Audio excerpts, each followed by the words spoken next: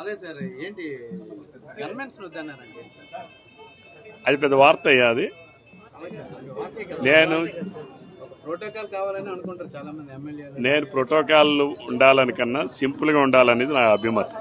మీరు చూసారో లేదో గడిచిన 30 సంవత్సరాలుగా కూడా నేను చాలా సింపుల్ సిటీగా ఉంటాను. అందరు ఫార్చునర్ కార్లు వాడితే నేను సఫారీ కారు వాడాను. అంటే ఏంటి, అవసరానికి ఉండాలి తప్ప ఆర్భాటాలకు కాదు. ఇది నా తత్వం కాదు. ఇది మొదటి నుంచి నాకున్న అలవాటు. ఇది అప్పుడు కూడా లాస్ట్ టైం నేను విప్పుగా ఉన్నప్పుడు కూడా కొంత నాకు ఉండేటటువంటి దాన్ని కూడా అప్పుడు కూడా వద్దనే చెప్పాను.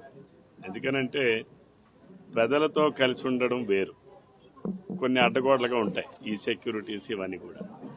ఇప్పుడు ఈ ఫ్రీనెస్ ఉంటుందా, వాడు నా దగ్గర రానివ్వడు, వాడెవడో ఎక్కడ ఇబ్బంది పడుతుంటాను. కాబట్టి ఇది ఉండదు. ఒకవేళ ఏమైనా తోపులాట ఉన్నారు బాబా ఆగండి అని నేనే చెప్పుకుంటాను. అది నేను వాళ్ళకి చెప్పినా వాళ్ళు హ్యాపీ ఫీల్ అవుతారు, వాళ్ళు నాకు ఏదైనా చెప్పినా ఫీల్ అవుతారు. కాబట్టి గన్మెన్స్ అనేది కేవలం అది సెక్యూరిటీ అవసరమైన వాళ్ళకి అవసరం. ప్రస్తుతానికైతే నాకు జిల్లాలో కానీ నియోజకవర్గంలో కానీ రాష్ట్రంలో కానీ ఎక్కడ కూడా అటువంటి పరిస్థితులు లేవు. కాబట్టి నేనే స్వయంగా ఎస్పీ గారు మాట్లాడిన వద్దని చెప్పాను. అదే చెప్తున్నాను. అప్పుడు ఏంటంటే ప్రోటోకాల్లో వాళ్ళు వస్తారు. ఇప్పుడు ఓన్లీ యాజ్ ఎమ్మెల్యే అంతగా అవసరం లేదు. అప్పుడు విప్పుగా ఉన్నప్పుడు వచ్చినా సరే అప్పుడు కూడా సగం ప్రోటోకాల్ వద్దనే చెప్పాను.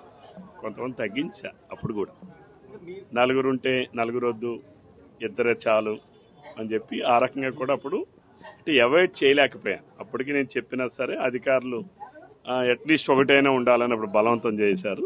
బట్ ఇప్పుడు అది కూడా అవసరం లేదు. ప్రజాప్రతినిధులు ఉన్నాక తెలుసో తెలియక శత్రువులు కూడా పెరిగేటువంటి పరిస్థితి ఉంటుంది. అసాంఘిక శక్తులు కూడా కన్ను కూడా పడుతుంది ప్రజాప్రతినిధిపై. అటువంటి పరిస్థితుల్లో